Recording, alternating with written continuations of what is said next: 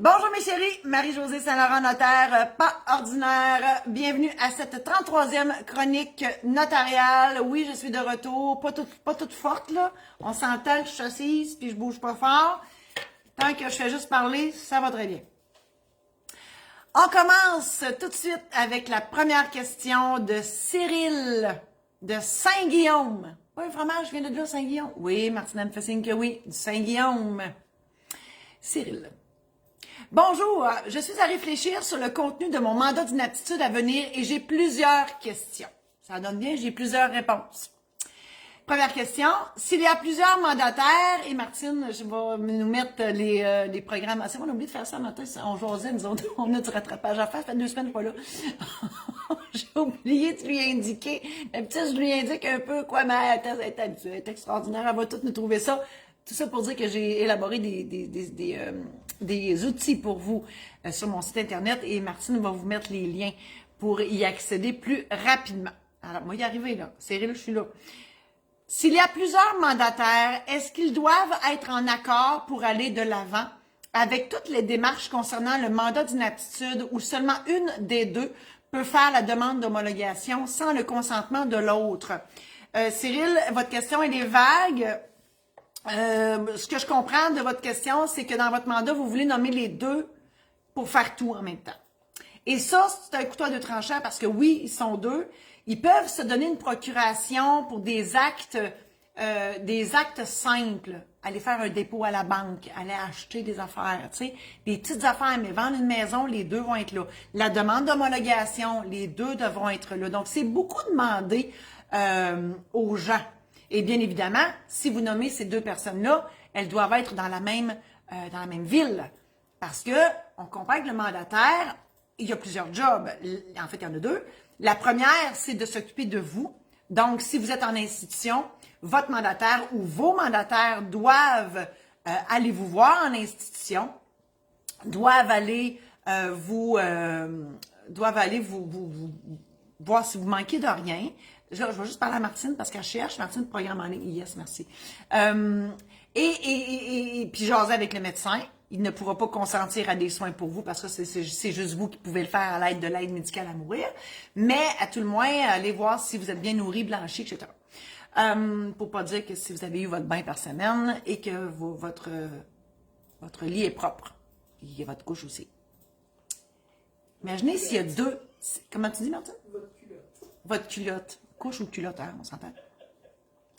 Ben, en tout cas, moi, j'en avais pas quand j'allais à l'hôpital. Confidence intime. Ah, j'en aurais tellement l'air de vous compter là-dessus, mais une autre fois. Et le mandataire, il y a l'autre job qu'il y a, votre ou vos mandataires, c'est de gérer vos affaires. Donc, tout votre patrimoine. Vendre votre voiture, mettre du gaz dedans, la faire réparer, le toit de la maison coule, renouveler votre hypothèque, payer votre compte de téléphone, blablabla.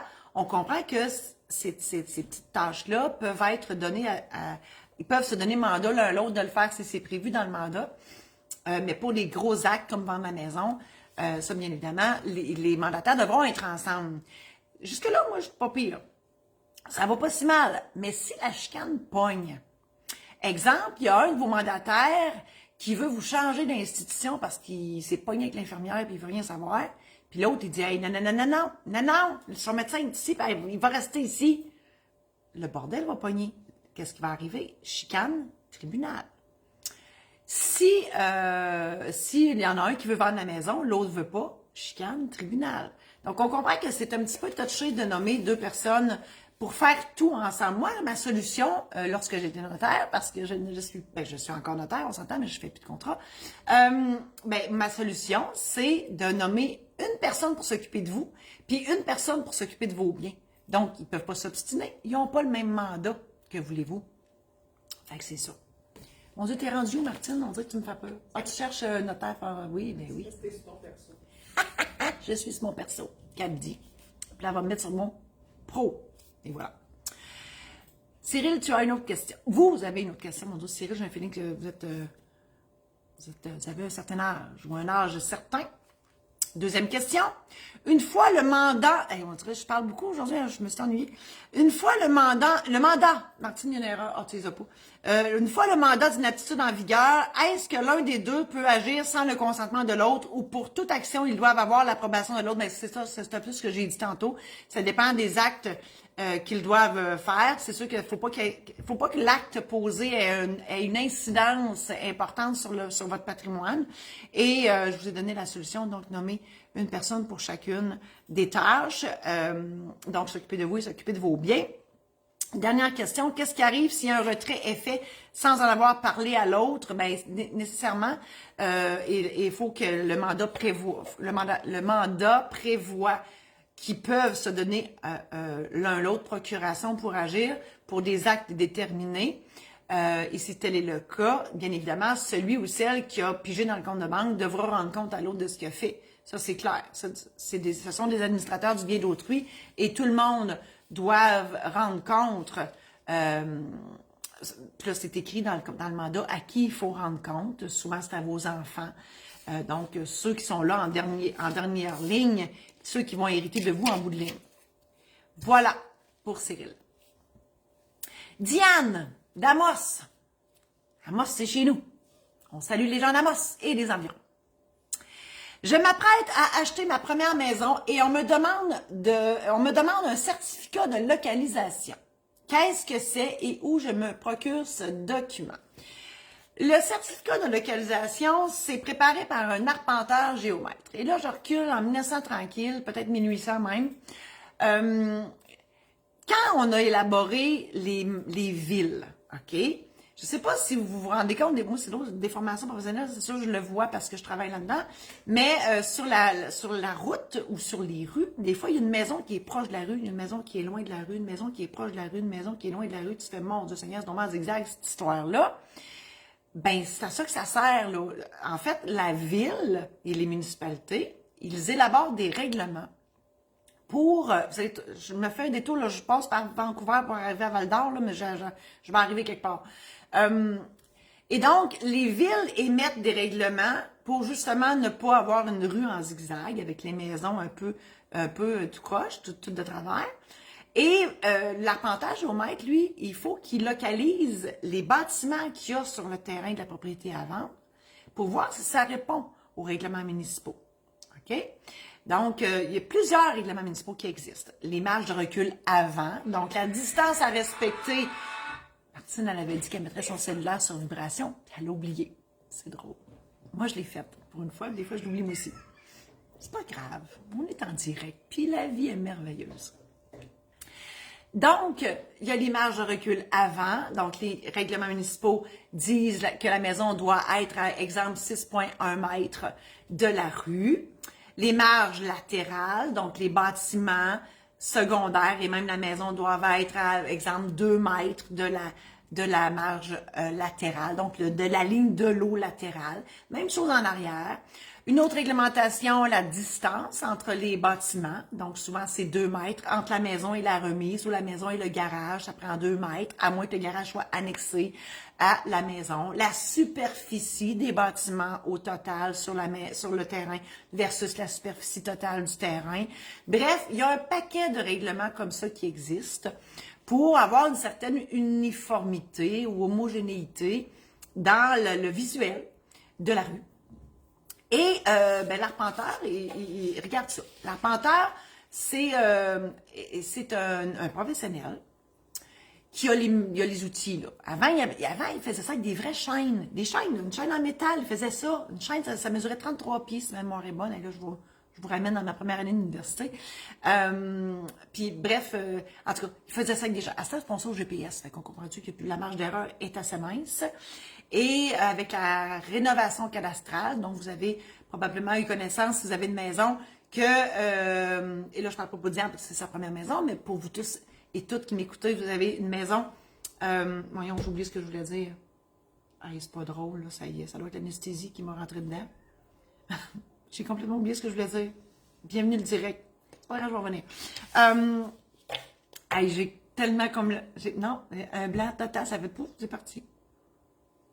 Ça doit être l'anesthésie. C'est beau. Faut mieux en rire. je continue. L'arpenteur, il y a d'autres choses aussi qu'il faut qu'il vérifie. L'emplacement du puits, si on est en campagne, l'emplacement de la fosse septique, il y en a-t-il une, il y en a-t-il pas une? Est-ce que la résidence est en zone agricole? Et là, ben, tu sais, tout ce qui est possible, et en fait, tout ce qui est sur la propriété, si c'est conforme aux règlements municipaux, puis des fois, la réglementation municipale a changé depuis que la maison a été construite. Et c'est là qu'on parle d'un droit acquis, parce que la maison, elle était là avant l'entrée en vigueur du nouveau règlement. Hein, si la maison était à 20 pieds de la rue, puis que le nouveau règlement prévoit 10 pieds, ben, on ne déplacera pas la maison parce que le règlement a changé, là. On comprend? Voilà. Alors, c'est à ça que ça sert, un certificat de localisation. Et là, vous dites où vous procurez ça, c'est vous l'acheteur. L'article 17-19, c'est quoi, je me rappelle l'article 17-19, hein? On va donc savoir, le cerveau, c'est extraordinaire. L'article 17-19 du Code civil du Québec dit que le vendeur doit remettre celui qui l'a en sa possession. OK? Ça, c'est l'article du Code civil qui dit ça. S'il reflète encore l'état actuel des lieux, il est encore bon. Il faut qu'il soit fait sur le nouveau numéro de lot, par exemple, à 7 chiffres. OK? Et c'est là que je m'en allais tantôt. Quand j'ai dit si vous êtes déjà propriétaire d'une maison, c'est là que je m'en allais, tout ça revient. C'est le nouveau numéro à 7 chiffres. Hein? Parce qu'avant, c'était un numéro de lot, un rang, un canton. Puis à cette heure, c'est un numéro à 7 chiffres, on ne se reconnaît plus pantoute. Bon. Donc, si le certificat de localisation démontre encore l'état actuel des lieux, c'est-à-dire que quand vous. Parce que le certificat, c'est un document où l'arpenteur nous fait le blabla sur le règlement et tout ça. Mais il y a un plan à la fin où on voit les arbres. Ils font même les arbres, imaginez-vous donc. Donc, on voit tous les arbres. Des fois, ils localisent les abris tempo. Ça me fait tellement rire parce que c'est une installation éphémère, mais des fois, ils le font. Ils ne devraient pas, mais ils le font pareil. Et donc, c'est ça. Fait que là, ils localisent tout ça. Tu vois, j'ai encore perdu mon idée. Hey, ça va bien, attends. Mon Dieu Seigneur. Bref, ils localisent les affaires. Ça se encore bon. Puis merci, à suivre, une chance de rire. Et donc, si tout est encore là, vous regardez le plan, vous regardez la propriété, puis tout est encore pareil, le certificat est encore bon. C'est pas vrai qu'un certificat a une date d'expiration. Beaucoup de banques qui disent qu'au bout de 10 ans, ils en veulent un nouveau. C'est non. OK? S'il répond encore aux normes, il est encore bon. Si par contre, depuis que le certificat a été fait, il y a eu un garage sur une slab de béton de construit, bien évidemment, on ne le sait pas là, si le garage il répond aux normes municipales, on ne le sait pas. Donc là, ça prendrait un nouveau certificat. Mais le vendeur, lui, son obligation, du moment où il vous a donné le sien, qui reflète ou non l'état actuel des lieux, lui a répondu à son obligation. Alors là, oui, ça sera à vous procurer un nouveau certificat d'IAN. Voilà. Mais il me semble que je voulais ajouter d'autres choses. Ah oui, les agents d'immeubles. Je suis rouillée, c'est vraiment. Ça paraît, ça fait 2 semaines que je ne suis pas là. Les agents d'immeubles, les courtiers immobiliers, je devrais dire, dans leur formulaire de promesse, dans l'imprimé, là, ils sortent de même du pad, là, la boîte.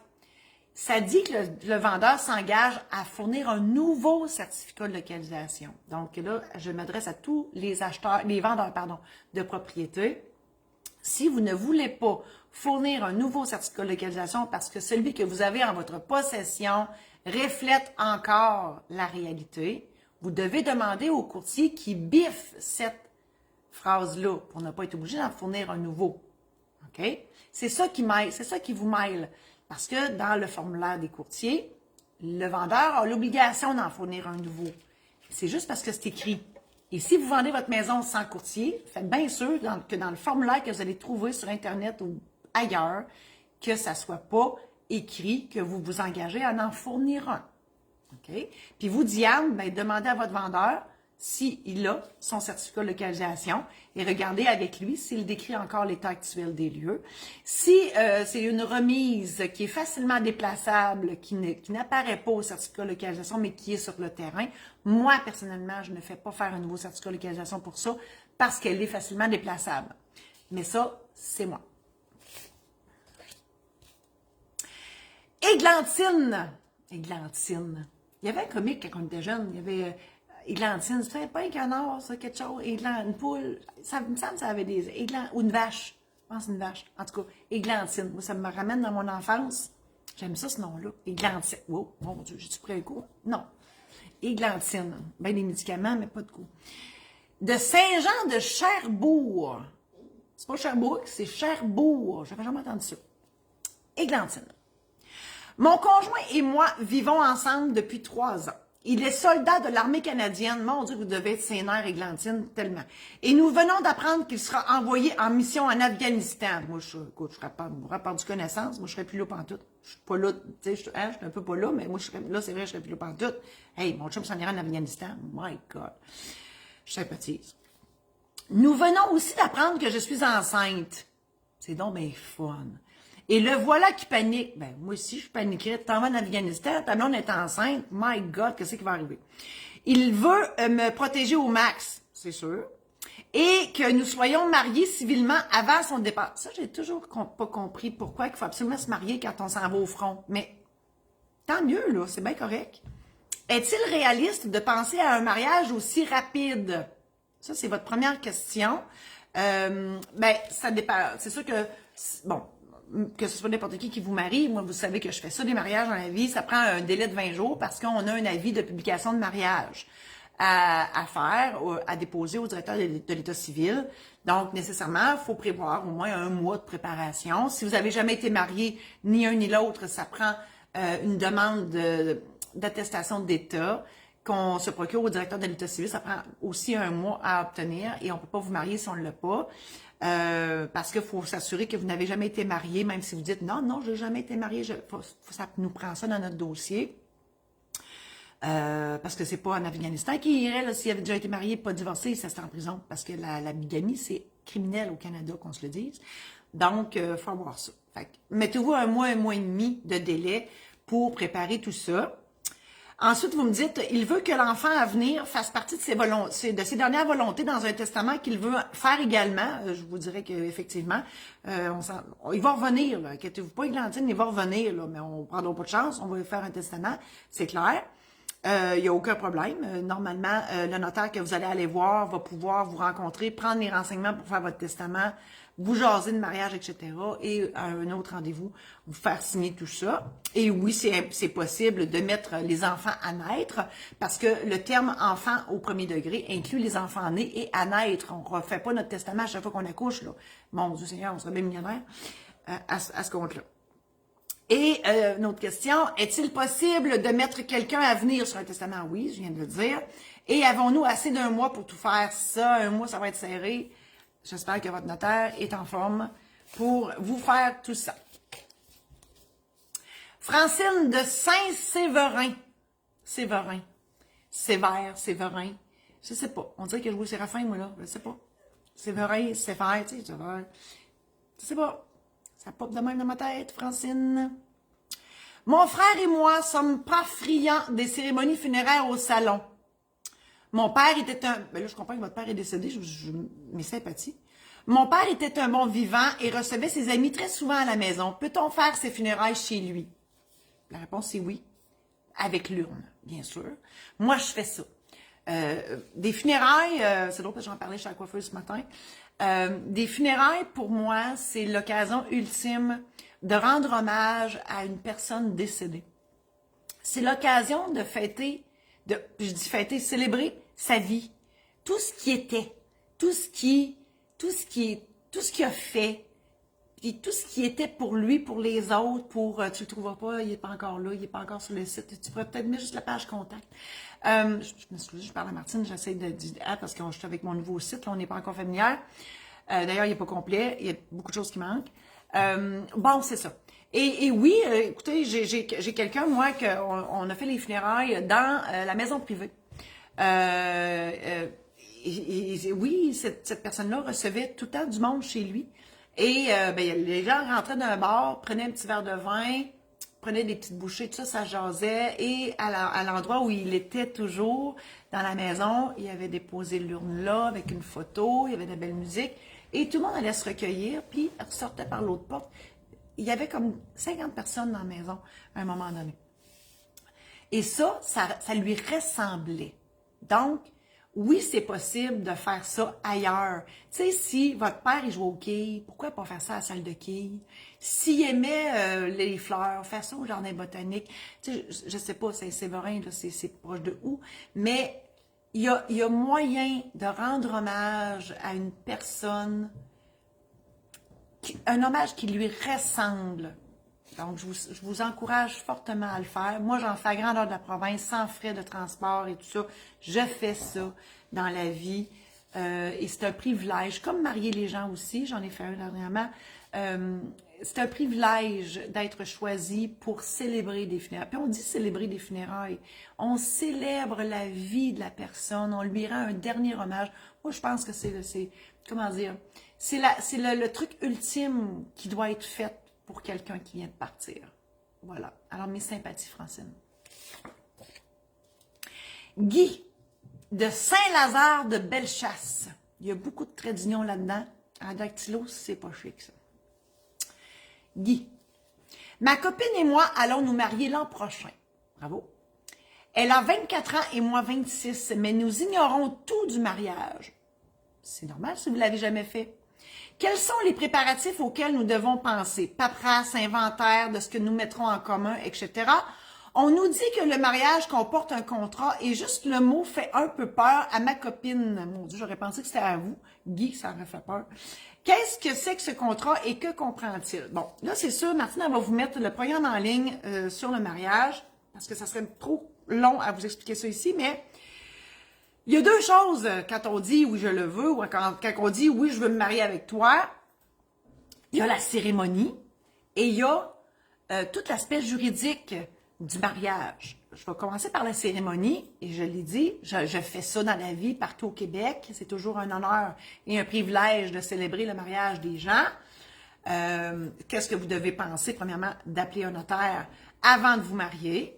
De choisir votre célébrant ou votre célébrante. Saviez-vous que célébrante, ça n'existe pas dans le dictionnaire, ça ne se féminise pas. C'est pour ça que moi je dis que je suis maître de cérémonie de mariage. Donc, si vous voulez que je le fasse, communiquez avec moi. Faut réserver la date rapidement parce que des samedis, il n'y en a pas beaucoup. Il y en a juste 52 dans un an. C'est vrai quand on dit ça, 52 samedis, c'est pas beaucoup. Puis dans l'été, il y en a 10, 12 maximum. Si on veut faire ça dehors.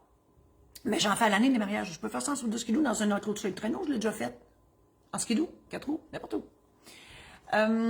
Donc, la cérémonie, bon. Faut prouver au notaire ou au célébrant que vous êtes soit jamais marié, donc ça prend une attestation d'état du directeur de l'état civil, ou que vous êtes divorcé, ça prend votre jugement de divorce. Que vous êtes veuf ou veuve, donc ça prend le certificat de mariage antérieur et la preuve de décès de la personne qui est décédée. On comprend le principe, donc il faut prouver qu'on a le droit de se marier à nouveau. Ça prend un certificat de naissance pour montrer que vous êtes majeur. Et pour la cérémonie, arrive à l'heure, mets pas des bas blancs, mets des bas noirs, arrive à l'heure, le gâteau, etc. Je laisse le soin aux organisateurs, organisatrices de mariage, le soin. Donc, il faut que vous choisissiez quelqu'un pour vous aider si le cœur vous en dit. Pour vous accompagner dans toute l'organisation du mariage comme tel. Puis moi, je vous dis ça comme ça. Guy de Saint-Lazare de Bellechasse, j'aime ça, moi, Saint-Lazare de Bellechasse, j'aimerais ça y aller. Je vous dis ça de même. Moi, je célèbre les mariages, je fais l'animation dans la soirée et mon chum est DJ professionnel. Donc, on peut tout vous faire ça. Mariage et soirée, animation. On a bien du plaisir. Ça, c'était pour la cérémonie et la soirée et tout. Avant, quand j'ai dit, il faut que vous alliez voir le mariage. Qu'est-ce que je raconte? Vous alliez voir le notaire, oui, parce que il y a des conséquences juridiques à se marier et c'est là le programme en ligne. Je vous explique ça de long en large parce que vous avez des choix à faire. Mariage civil, union civile. Vous avez le régime matrimonial. On se marie dessus avec un contrat de mariage en séparation de biens ou pas de contrat de mariage et on sera marié automatiquement sous le régime de la société d'acquet. Je vous explique tout ça dans le programme en ligne en détail. Donc, c'est tous ces choix-là. Et bien évidemment, ces choix-là doivent être faits avant le « oui, je le veux ». Donc, c'est très important d'aller rencontrer le notaire. Voilà pour Guy de Saint-Lazare de Bellechasse. Hélène, mon Dieu, je suis pas en avance aujourd'hui, ça paraît que je parle beaucoup. Puis je parle la mémoire des bouts. Hélène de Lanoret. Je désire faire mon testament, mais juste de penser de prendre un rendez-vous avec un notaire me donne la chair de poule. Mon Dieu Seigneur, c'est pas un film d'horreur, ça, là, ma Hélène, là. Moi, en tout cas, j'ai jamais vu ça, un notaire qui mord quelqu'un. Je pense pas que ça arrive. Mais je vous comprends, là, parce que parler de la mort, c'est plate. Existe-t-il un document que je pourrais lire avant d'aller rencontrer le notaire? Bien, Hélène, heureusement pour vous, j'ai préparé un programme en ligne exprès pour ça. Comment vous préparer à faire votre testament avant d'aller voir le notaire? Martine va vous mettre le lien. Donc, parce que oui, je vous comprends, Hélène. S'imaginer morte, là, c'est pas le fun. OK? On veut pas. L'humain se croit éternel. La preuve, on dit si je meurs. On ne devrait pas dire ça si je meurs. C'est quand je vais mourir. Entendez-vous quelqu'un dire ça quand je vais mourir? On ne dit jamais ça. On veut pas. On veut pas. Moi, je veux vivre jusqu'à 120. Hein? Comprenez-vous? Puis s'il y avait une façon de rester ici éternellement, je resterais ici. Peut-être qu'il y en a qui ne voudraient pas que je reste ici éternellement. Je ne sais pas. Mais moi, j'aimerais ça. Mais bref, on va tous mourir un jour, mais on ne veut pas savoir quand, puis où, puis comment, puis avec qui, puis on veut rien savoir de ça. Fait que oui, je comprends, Hélène, votre désarroi de juste même penser. Puis si vous avez des enfants, c'est encore pire. Puis si vous avez des enfants mineurs, c'est encore bien pire. Parce qu'on ne peut même pas s'imaginer mourir quand les enfants sont jeunes. OK? C'est très insécurisant. Fait que déjà là, c'est bien émotif, toute cette histoire-là. Le langage est compliqué. Le notaire, il nous fait peur. Ça dépend de qui vous allez voir. Mais il y en a qui sont beige, plates, puis qui coûtent cher, puis que c'est pas le fun, puis ça ne nous tente pas. Tu sais? Fait que c'est ça. Fait qu'au moins, si vous avez passé au travers du programme en ligne, c'est moi qui vous parle dans le programme en ligne. Je vous raconte ça en détail, là. Comme je vous parle là. Mais vraiment, toutes les clauses du testament, puis les choix que vous avez à faire, puis pour qui, puis pourquoi, puis les trucs, puis blabla, puis les familles recomposées, puis ça finit plus. J'ai tout mis là-dedans. Donc, vous pouvez vous faire une idée avant d'aller chez le notaire. Le notaire, il va vous trouver assez bonne, là. Il va faire Colin. Pour ce qu'elle est allée, elle, mais c'est assez toi capable. Voilà. Isaac de Saint-Marcel de Richelieu. Marcel, hein? Marcel, il est à côté de moi, il est fin aujourd'hui. Ça fait 2 semaines qu'il est tranquille. Saint-Marcel de Richelieu. Aucune décision. Saint-Marcel. Moi, y aller. Isaac. Je suis un homme dans la cinquantaine qui a été marié à l'église durant 14 ans. C'est drôle comment vous écrivez ça. On dirait que vous êtes resté à l'église durant 14 ans. Ma première épouse et moi avons ensuite divorcé légalement. Je suis maintenant avec une autre compagne à qui je voudrais bien laisser tous mes biens advenant mon décès. Certains me suggèrent un mariage civil avec elle, assorti d'un testament où je lui lèguerais tout. D'autres me disent que je ne peux pas me marier civilement parce que je l'ai été devant l'église. Avez-vous entendu Marcel? Il vient de respirer. Un pog. Ça ronfle. Première question. Est-ce que je peux me marier avec elle ou non? Certainement. Vous êtes divorcé. Donc, vous ne pouvez pas vous marier à l'église. L'église, c'est one shot deal. Vous ne pouvez pas y retourner. Sauf si vous êtes veuf. Parce que ça annule le mariage religieux. Mais un divorce, non. Ça n'est pas reconnu par l'Église. Donc, vous devez vous marier ailleurs. Je fais ça dans la vie, moi, Isaac. Je dis ça demain. Est-ce que j'aurais le droit de faire un testament en sa faveur et est-ce que cela pourrait être suffisant? Là, ça me fait rire parce que vous mêlez 2 affaires. Le mariage, ça protège en cas de séparation. Vous devez le savoir, vous avez déjà été marié. Donc, le mariage, ça protège le ou la conjointe défavorisée économiquement en cas de séparation. C'est ça que ça sert le mariage. Puis avoir une belle robe, bien sûr, puis avoir un beau party, puis dire à tout le monde à quel point vous vous aimez. Ça, c'est clair. Le testament, ça règle le cas du décès. Donc, on comprend-tu que c'est 2 éventualités différentes? Mais tout est bon, là. Tout est parfait. Donc, oui, vous avez le droit, certainement, de faire un testament et vous avez le droit de la mettre sur votre testament. C'est un acte de volonté pure et simple. Personne ne va pouvoir venir contester ça. Je vous encourage à le faire fortement. Dernière question. Y aurait-il vraiment des avantages à ce que je me marie civilement si cela était possible? Ça dépend des avantages. Pourquoi? Parce que les avantages, en fait, toutes les lois statutaires, qu'on puisse parler de la Régie des rentes, les REER, l'impôt, pension de vieillesse, etc. Pour l'application de toutes ces lois-là, même si vous n'êtes pas marié, si vous avez vécu ensemble plus de 3 ans, vous êtes considéré comme marié. Donc, tout ça, ça va s'appliquer. La seule affaire, c'est le code civil qui ne s'applique pas. Donc, si vous vous séparez, la conjointe ou le conjoint défavorisé économiquement va être appauvri, ou en tout cas, il va s'en retourner avec son petit bonheur, puis that's it, puis tu sais, il peut avoir une injustice là. Si, mettons, je sais pas, je dis n'importe quoi, là, Isaac, là, votre conjointe a payé l'épicerie tout le temps de votre union, mais elle n'est pas propriétaire de la maison. Mais si vous vous séparez, elle s'en retourne, puis vous avez votre maison, puis vous allez me dire, oui, elle n'a pas payé de loyer pendant tout ce temps-là. Vous avez raison. Tout se jase, là. Mais on comprend-tu il faut jaser, puis ça se peut que ça n'aille pas bien. Tandis qu'avec un mariage, ben là, les lois sont là, le patrimoine familial s'applique, le régime matrimonial s'applique, donc il y a des cadres juridiques qui sont là, justement pour protéger tout le monde. Voilà. Alors ça, c'est l'avantage de se marier. Carl de Neuville. Tout doit être neuf, là, c'est comme rien. Hein? Qu'est-ce qu'elle dit? Ça part neuf qu'elle dit. Part neuf, Neuville, mon Dieu, il y avait un. C'est un concept. Tout est neuf. Carl, avec un K. Mon chum et moi avons eu une chicane sur la possibilité de célébrer notre mariage dans un bar.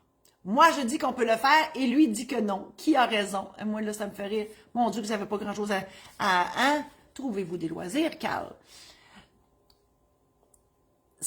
Oui, on peut se marier dans un bar, OK? D'ailleurs, le dernier que j'ai fait, c'était dans un bar, mais on ne sert pas d'alcool avant le mariage. C'est arrivé une fois, moi, que ça avait dégénéré terrible et j'avais perdu le contrôle de la salle. C'est dans un de mes livres, dans mon premier tome, Les Mémoires de la maîtresse, mémorable, pas pour les bonnes raisons. Martine va nous sortir ça. Les Mémoires de la maîtresse récidive et les secrets de la maîtresse, maison d'édition Saint-Laurent.com, si vous voulez rire un bon coup.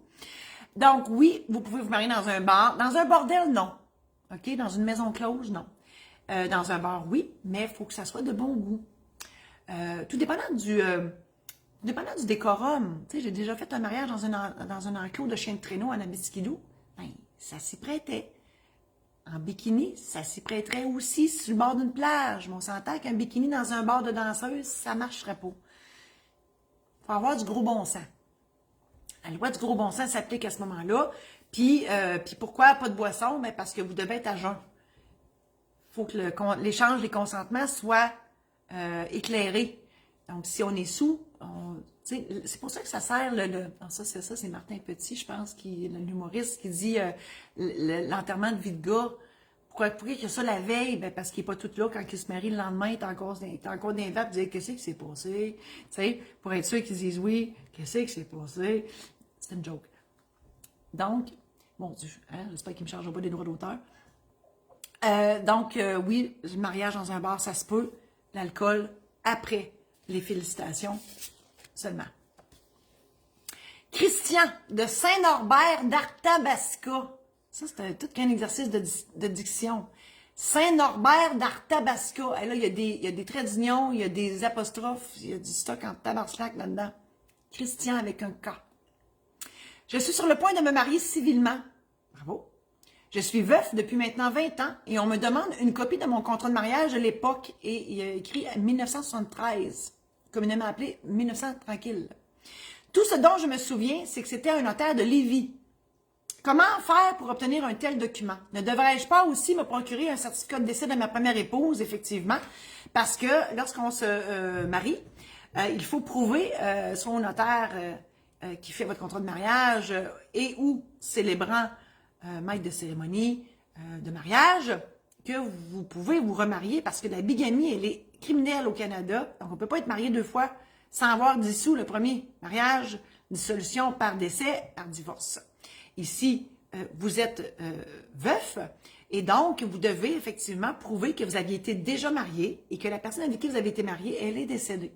Donc, certificat de mariage, preuve de décès, c'est ce qui va prouver votre état civil de veuf. Dernière question. Luc de Matane. J'ai assisté hier à la mise en terre de ma grand-mère, mes sympathies, Et je vous avoue que ça m'a laissé perplexe quant à ma propre mise en terre éventuelle. Mon Dieu, je vous trouve bon, Luc, de penser à ça. Personne ne pense à ça d'habitude. De sa propre mise en terre. Nous étions là avec l'urne de ma grand-mère, ma famille et moi, sans personne pour nous guider dans cette étape cruciale. Est-ce toujours comme ça ou nous sommes simplement victimes d'un service médiocre? Moi, je peux pas parler pour les autres régions, mais ici, moi, mon cousin, c'est lui le directeur général de la coop funéraire. Fait qu'on est chanceux, il le fait. Mais sinon, je le fais. OK? Pour les autres. En fait, service médiocre, je ne sais pas si ailleurs ça se fait. Moi, j'en fais des cérémonies de mise en terre parce que moi, je dis toujours que les funérailles, donc tout le processus funéraire, c'est la dernière occasion où on peut rendre hommage à une personne, puis ultimement mettre son urne ou son cercueil en terre. Mon Dieu! Ça prend quelque chose, ça prend un décorum certainement. Donc, je suis d'accord avec vous, Luc, que normalement, il devrait avoir quelque chose. Moi, je donne ce service-là parce que je considère que toute personne décédée doit avoir une cérémonie funéraire à sa hauteur, hein, à la hauteur de ses exploits, de sa vie, de ce qu'il a accompli. Voilà. Donc, mes sympathies. Et je suis désolée si pour vous, je comprends que ça a dû être quelque chose parce que votre grand-mère, vous l'aimiez et elle méritait le service exceptionnel. Est-ce qu'on a des questions, Martine? Personne. Ben, mon Dieu, votre vie va bien, c'est extraordinaire. Merci infiniment d'avoir été présent et présente à cette chronique notariale. Je vous invite à consulter mon site internet marie-josée-saint-laurent.com pour voir les services que je vous offre, les outils aussi, programmes en ligne, formation, conférences, chaufférence. Je suis à la préparation de ma première chaufférence qui s'intitulera « Tout est possible », qui sera bientôt. Il y a un onglet sur mon nouveau site où je mettrai les dates éventuelles. Je vous invite à aussi visiter mon site maisondédition-saint-laurent.com où je vous offre une foule d'outils aussi écrits, numériques, mes livres, des aides-mémoires, des guides sur le mariage, les testaments, succession. Tout ça est là pour vous. Alors voilà, merci infiniment. À la semaine prochaine.